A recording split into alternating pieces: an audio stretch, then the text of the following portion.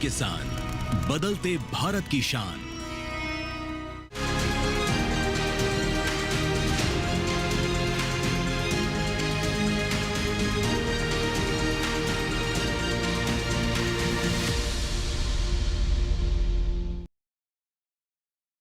नमस्कार, आप देख रहे हैं दूरदर्शन किसान चैनल। कृषि दर्शन कार्यक्रम में मैं अदिति शर्मा आप सभी का स्वागत करती हूं। हमारे इस कार्यक्रम में खेती किसानी के क्षेत्र में हो रही गतिविधियों की जानकारियां हम आप तक पहुंचाने का प्रयास करते हैं। आज के हमारे इस कार्यक्रम में भी हम ऐसी ही कुछ अहम जानकारी आप तक पहुंचाएंगे। तो फिर आइए आज के एपिसोड की शुरुआत करते हैं। प्रधानमंत्री किसान सम्मान निधि की 20वीं किस्त 2 अगस्त को जारी की जाएगी। इस संदर्भ में क्या कहना है हमारे माननीय कृषि मंत्री श्री शिवराज सिंह चौहान का, आइए आपको दिखाते हैं। प्रिय किसान भाइयों और बहनों, आप सबको प्रणाम।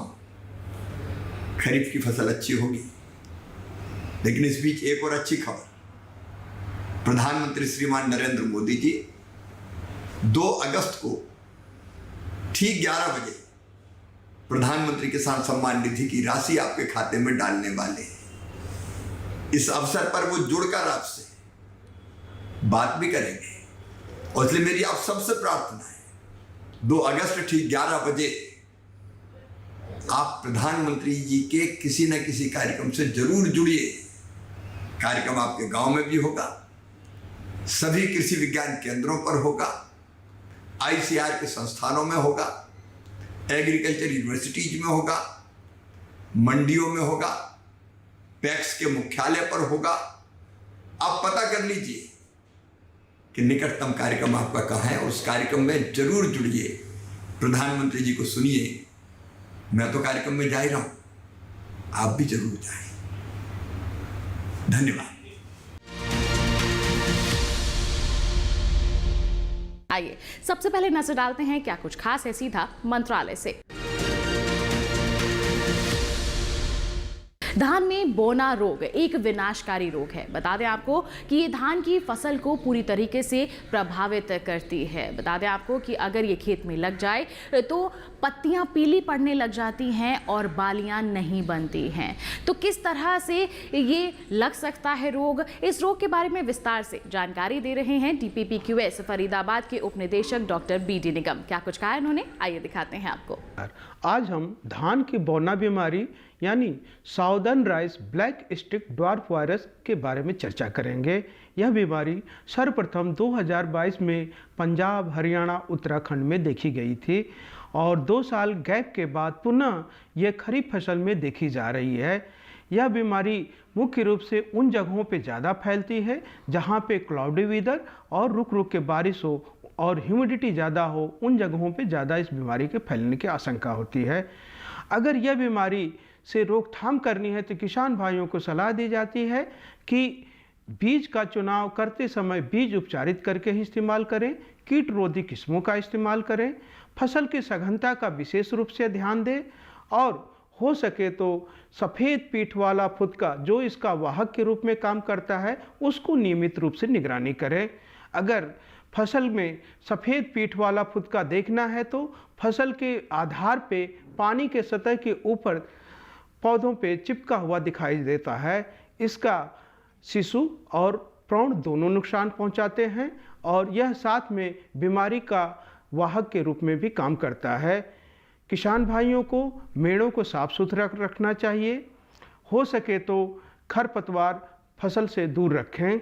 अगर पौधा संक्रमित हो गया है, इन संक्रमित पौधों को उखाड़ के नष्ट कर देवें और हो सके तो शुरुआत में बोटेनिकल पेस्टिसाइड जैसे नीम ऑयल का छिड़काव कर सकते हैं। अगर इस कीट की संख्या ज़्यादा बढ़ रही है तो भारत सरकार द्वारा कीटनाशी बोर्ड व पंजीकरण समिति द्वारा जो भी अनुशंसित रसायन हैं उनका इस्तेमाल कर सकते हैं, जैसे कि इमिडाक्लोरपिड, थायोमेथाक्साम, फ्लोनिकामेड, फिप्रोनिल और इमिडाक्लोरपिड। तमाम ऐसी दवाइयां हैं, अगर सही डोज में इनका इस्तेमाल किया जाए तो किसान काफ़ी हद तक इस बीमारी की रोकथाम कर सकते हैं। आइए अब नजर डालते हैं विज्ञान और किसान सेगमेंट पर।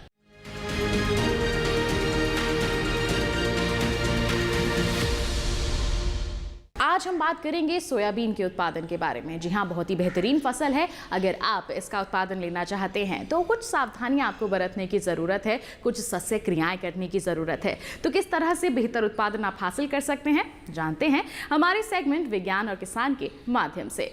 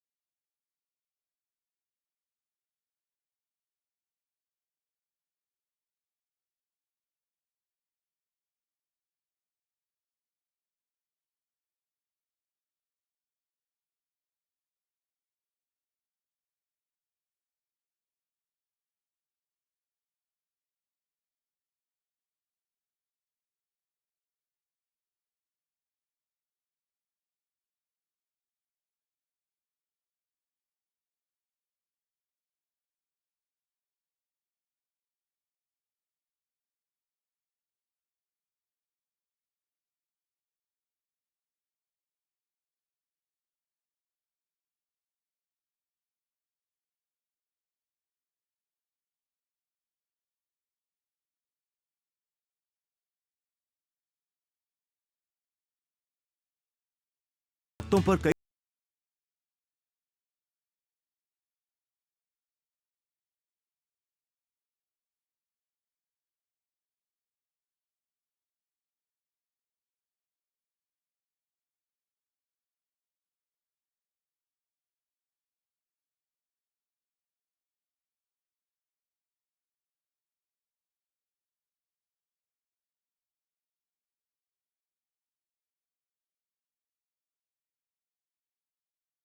किसान भाई अपनी फसल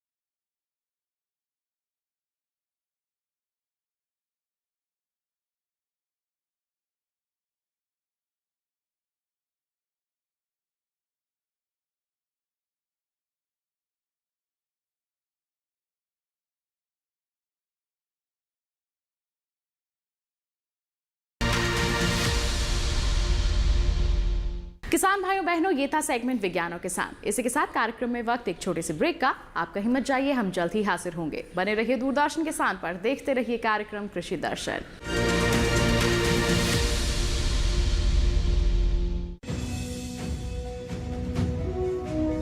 भारत सरकार का हर प्रयास किसानों को दे रहा है एक नई आस। देश के किसानों की खुशहाली और उन्हें आत्मनिर्भर बनाने के लिए भारत सरकार समर्पित है। प्रधानमंत्री श्री नरेंद्र मोदी जी के नेतृत्व में कृषि क्षेत्र में किए गए निरंतर प्रयासों के फलस्वरूप देश खाद्यान्न व बागवानी के क्षेत्र में आत्मनिर्भर हो चुका है और देश में दलहन का उत्पादन भी बढ़ा है। इसी तरह भारत सरकार ने खाद्य तेलों के उत्पादन को बढ़ाने के भी अनेक प्रयास किए हैं। इसी क्रम को आगे बढ़ाते हुए माननीय प्रधानमंत्री श्री नरेंद्र मोदी जी के नेतृत्व में भारत सरकार ने दूरदर्शी निर्णय लेते हुए राष्ट्रीय खाद्य तेल मिशन ऑयल पाम की शुरुआत की है। इस मिशन से देश भर के किसानों को बहुत लाभ मिलेगा। कृषि के पूंजी निवेश में वृद्धि होगी, खाद्य तेल आयात पर देश की निर्भरता कम होगी और रोजगार के नए अवसर पैदा होंगे। खाने के तेल में आत्मनिर्भरता के लिए अब राष्ट्रीय खाद्य तेल मिशन ऑयल पाम का संकल्प लिया गया है। इससे किसानों को तो सीधा लाभ होगा ही, गरीब और मध्यम वर्ग के परिवारों को सस्ता और अच्छी क्वालिटी का तेल भी मिलेगा। यही नहीं, ये मिशन बड़े स्तर पर रोजगार का निर्माण करेगा। इस मिशन के अंतर्गत ऑयल पाम का रकबा और पैदावार बढ़ाने पर जोर देने के लिए सरकार ने 11,000 करोड़ रुपए से अधिक की सहायता राशि निर्धारित की है। मिशन के तहत सरकार ने ऑयल पाम की खेती के लिए रोपण आदि की सहायता में बढ़ोतरी करते हुए पहले मिलने वाले 12,000 रुपए प्रति हेक्टेयर को बढ़ाकर 29,000 रुपए प्रति हेक्टेयर तक कर दिया है। ऑयल पाम के पुराने बागों के पुनरुद्धार के लिए 250 रुपए प्रति पौधा के हिसाब से विशेष सहायता दी जा रही है। पौधारोपण सामग्री की कमी दूर करने और बीजों की पैदावार करने वाले बागों को भी सहायता दी जाएगी। इसके तहत 15 हेक्टेयर ऑयल पाम उद्यान के लिए 80 लाख रुपए तक की सहायता राशि दी जाएगी। इसके अलावा नर्सरी विकास के लिए 40 लाख रुपए तक तय किए गए हैं। पूर्वोत्तर और अंडमान राज्यों के लिए विशेष सहायता का भी प्रावधान है। ऑयल पाम के किसान ताजे फलों के गुच्छे यानी FFB का उत्पादन करते हैं, जिनकी वर्तमान में कीमतें अंतर्राष्ट्रीय मूल्यों में उतार चढ़ाव के आधार पर तय होती हैं। पहली बार केंद्र सरकार ताजे फलों के गुच्छे की कीमत के लिए किसानों को आश्वासन दे रही है। ये व्यवहार्यता मूल्य यानी VP कहलाएगा, यानी किसानों को कोई घाटा नहीं होने दिया जाएगा। व्यवहार्यता मूल्य VP तय करने की शुरुआत 1 नवंबर से होगी और अगले वर्ष 31 अक्टूबर तक जारी रहेगी। इसे ऑयल पाम वर्ष कहा जाएगा। इस योजना के तहत वर्ष 2025-26 तक ऑयल पाम का रकबा 6.5 लाख हेक्टेयर सृजित करने और कच्चे ऑयल पाम की पैदावार वर्ष 2025-26 तक 11.20 लाख टन पहुंचाने का लक्ष्य निर्धारित किया गया है। सरकार के इस महत्वपूर्ण निर्णय से देश में ऑयल पाम की खेती करने वाले किसानों में विश्वास पैदा होगा और वे खेती का रकबा बढ़ाएंगे। इस तरह पाम ऑयल का उत्पादन भी बढ़ेगा, जिससे किसानों की आय बढ़ेगी और ग्रामीण अर्थव्यवस्था भी सुदृढ़ होगी।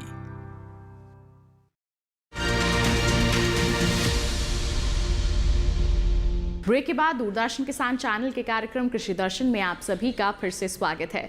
आइए कार्यक्रम को आगे बढ़ाते हैं, नजर डालते हैं कृषि स्टार्टअप सेगमेंट पर।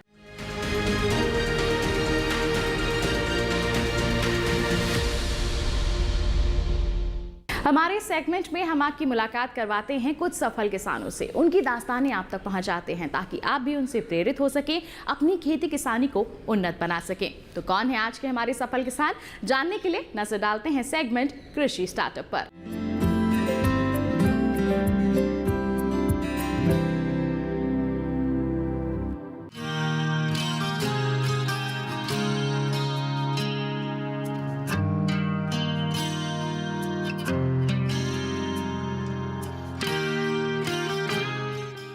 जीवामृत लाभदायक सूक्ष्म जीवों का भंडार है। इसके उपयोग से जमीन में मौजूद लाभदायक जीवाणु और केंचुए भी आकर्षित होते हैं।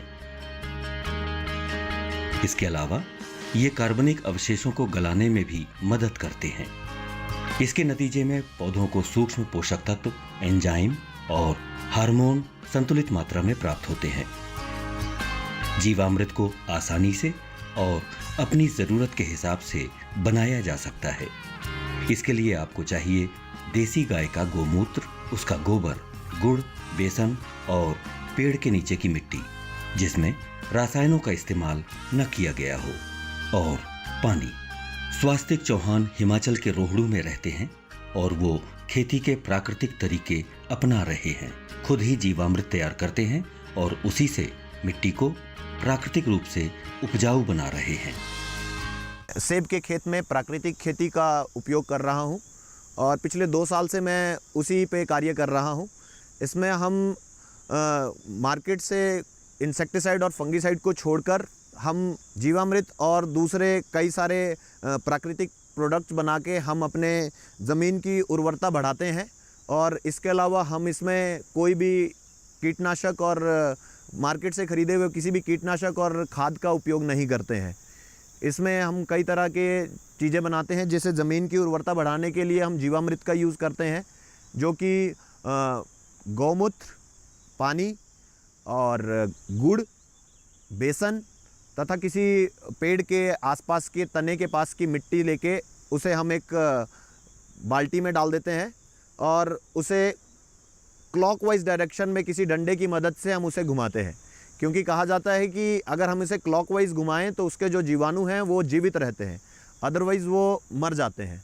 तो वो ये प्रोसेस बनाने के बाद हम उसे जूट की बोरी से ढक देते हैं और उसको 3-4 दिन तक यही बार बार डंडे से घुमाते 2-4 मिनट तक घुमाते रहते हैं। और ये बनने के बाद हम इसे ये नाली जो बनी आप देख रहे हैं इसमें डालते हैं, ताकि इसके अंदर इसकी उर्वरता अच्छी हो। और इसी जीवामृत की वजह से इसमें हमारे पास केंचुए तैयार हो गए हैं, जो कि हमने यहाँ पे पहले के टाइम पे हम यहाँ पे ज़मीन पे जब इसको खुदाई करते थे तो ये बहुत मजबूत हुआ करती थी। अब जब से हम इसमें जीवामृत डालना शुरू कर रहे हैं तब से इसकी उर्वरता बढ़ चुकी है और केंचुओं ने इस ज़मीन को बहुत ज़्यादा उपजाऊ बना दिया है। उसके अलावा हम इसके तनों में भी आप देख सकते हैं हमने लेप यूज़ किया हुआ है। हमने इसमें लाल मिट्टी, गोबर और हींग, हल्दी, अलसी का तेल और गौमूत्र और इसका हमने मिक्सचर बना के हम इस पे तनों में लेप लगाते हैं, जिससे इसके जो खाल है वो साफ़ रहती है, प्लस इस पे कोई भी काई नहीं जमती। मिट्टी को प्राकृतिक उर्वरता देने के लिए स्वास्तिक दलहनी फसलें भी बोते हैं। बोने से पहले बीज को बीजामृत से शोधित करते हैं। शोधित करने के बाद बीज को छांव में सुखाया जाता है और फिर अगले दिन बो दिया जाता है। फसल काटने के बाद दलहन के पौधों की ही पलवार कर देते हैं। इससे मिट्टी को प्राकृतिक नाइट्रोजन मिलती है। स्वास्तिक फसलों के अल्टरनेरिया से बचाने के लिए लस्सी और गौमूत्र का इस्तेमाल करते हैं और कीटों से फसलों को बचाने के लिए अग्नि अस्त्र का। दूसरी क्रॉप्स में हम इसमें अलग अलग तरह की दालों का इसमें दूसरी दालें उगाते हैं, जिसमें कि उसके बीज को भी हम पहले ट्रीट करते हैं, जो कि प्राकृतिक खेती के ही थ्रू आता है प्रोसेस। उसको हम बीजामृत कहते हैं। बीजामृत में हम क्या करते हैं कि उस दालों को पहले हम उसका घोल बनाते हैं। बिजाई करने के पहले हम उसे घोल को बीजामृत में डालेंगे और उसे छांव में सुखाते हैं। छांव में सुखाने के बाद ही हम उसे अगले दिन यहाँ पे बिजाई कर देते हैं। अक्टूबर में हम इसमें यहाँ पे बिजाई करेंगे तो ये जितनी खाली जगह है इसमें दूसरी हम ऐसी दालें उगाएंगे जो कि इसमें नाइट्रोजन बढ़ा देगा।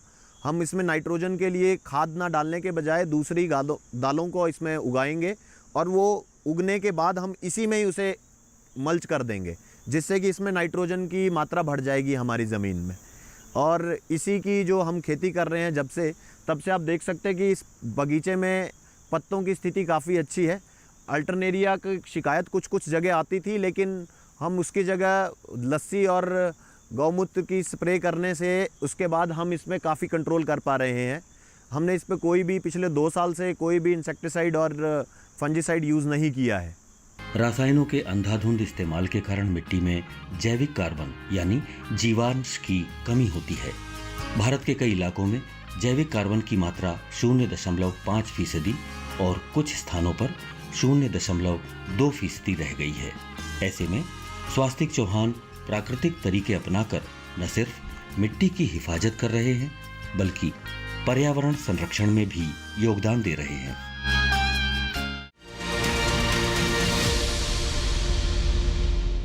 तो ये था कृषि स्टार्टअप सेगमेंट। इसी के साथ कार्यक्रम में वक्त एक और छोटे से ब्रेक का। आप कहीं मत जाइए, हम जल्द ही हाजिर होंगे। बने रहिए दूरदर्शन किसान पर, देखते रहिए कार्यक्रम कृषि दर्शन।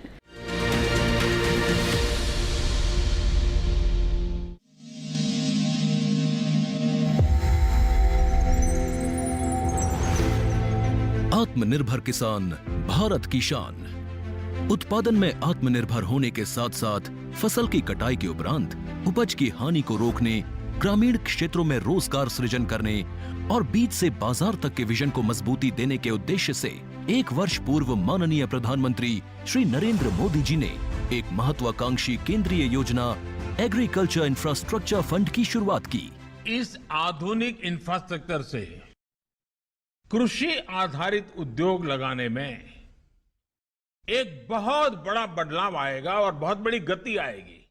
साथियों, अब हम उस स्थिति की तरफ बढ़ रहे हैं जहां गांव के कृषि उद्योगों से फूड आधारित उत्पाद शहर जाएंगे और यही तो आत्मनिर्भर भारत अभियान का संकल्प है। एग्रीकल्चर इंफ्रास्ट्रक्चर फंड से पात्र लाभार्थी गोदामों का निर्माण कर सकते हैं, छटाई या ग्रेडिंग इकाई, पैकिंग हाउस, सप्लाई चेन और कोल्ड चेन जैसी सुविधाएं या फिर प्राथमिक कृषि प्रसंस्करण केंद्र की स्थापना कर सकते हैं। इस योजना के तहत पात्र लाभार्थियों को 2 करोड़ रुपए तक के ऋण पर अधिकतम 7 वर्ष के लिए ब्याज में 3% तक की छूट दी जा रही है। ऋण पुनर्भुगतान के लिए 6 महीने से 2 वर्ष तक मोरेटोरियम की सुविधा भी उपलब्ध है। इस योजना ने अब तक सफलता की कई मिसालें कायम की हैं, जैसे कि मध्य प्रदेश के लाभार्थी श्री विपिन त्रिपाठी ने एग्रीकल्चर वेस्ट से बायोफ्यूल बनाने का इनोवेटिव प्राइमरी प्रोसेसिंग सेंटर लगाया है।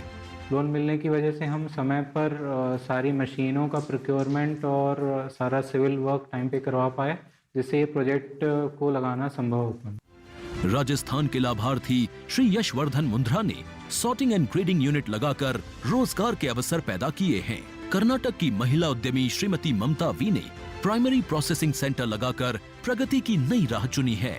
ಸಣ್ಣ ಪುಟ್ಟ ಉದ್ಯಮಿಗಳನ್ನ ಮತ್ತಷ್ಟು ಅಗ್ರಿಕಲ್ಚರಲ್ಲಿ ಹೆಚ್ಚು ನಾವು ಇನ್ನಷ್ಟು ಸಾಧನೆ ಮಾಡಲಿಕ್ಕೆ ಕಾರಣಕಾರಕವಾದಂತ ಈ ಅಗ್ರಿಕಲ್ಚರಲ್ ಇನ್ಫ್ರಾಸ್ಟ್ರಕ್ಚರ್ ಫಂಡ್ ಇಂದ ನಮ್ಮ ಇನ್ನಷ್ಟು ಯೋಜನೆಗಳು ಆಯೋಜನೆಗಳು ಉತ್ತಮಗೊಂಡಿದೆ। राजस्थान के लाभार्थी श्री दिनेश भट्टर ने जीरे की प्रोसेसिंग यूनिट लगाकर आसपास के ग्रामीणों को आत्मनिर्भरता प्रदान की है। महाराष्ट्र के लाभार्थी श्री अनूप कुमार मोहता ने वेयर हाउस बनाकर अन्न भंडारण को सुनिश्चित किया है। आज देश के कोने कोने से किसान, कृषि उद्यमी, किसान उत्पादक संघ, प्राथमिक कृषि सहकारी समितियां, स्वयं सहायता समूह और कृषि उपज मंडियां इस योजना का लाभ उठा रहे हैं।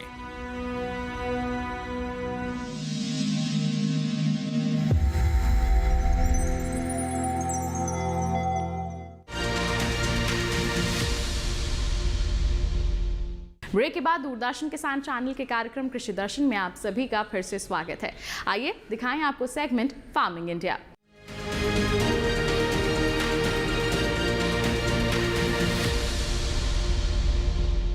आज हम बात करेंगे इनाम एप्लीकेशन के बारे में। एक छोटी सी मोबाइल एप्लीकेशन है जो कि विकसित की गई है आपकी सहूलियत के लिए। बता दें आपको, देश भर की 1500 से भी ज़्यादा मंडियां इसके तहत लिस्टेड है, जिसमें आप अलग अलग जिन्सों के बाजार की जानकारी हासिल कर सकते हैं। तो किस तरह से आप इनाम को अपने लिए लाभकारी बना सकते हैं, आइए आपको बताते हैं सेगमेंट फार्मिंग इंडिया के माध्यम से।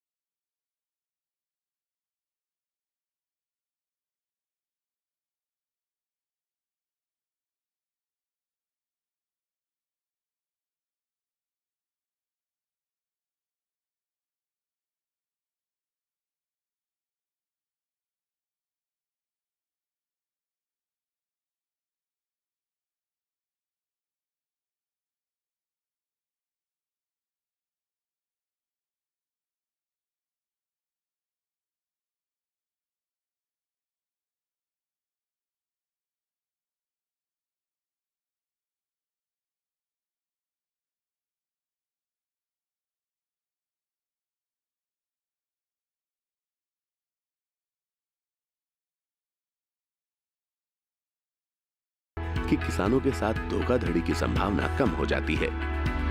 दूसरा फायदा ये है कि अन्नदाता की पहुंच ज्यादा मंडियों और व्यापारियों तक सीधे हो गई है। तीसरे, मंडियों में आवक और भाव की तुरंत जानकारी मिल जाती है। और चौथा, भुगतान बहुत जल्दी हो जाता है और पैसा सीधे किसान के खाते में जाता है। तो अगर आप भी सुविधा का फायदा उठाना चाहते हैं तो ई-नाम पर रजिस्ट्रेशन कराना होगा। रजिस्ट्रेशन की कोई फीस नहीं है।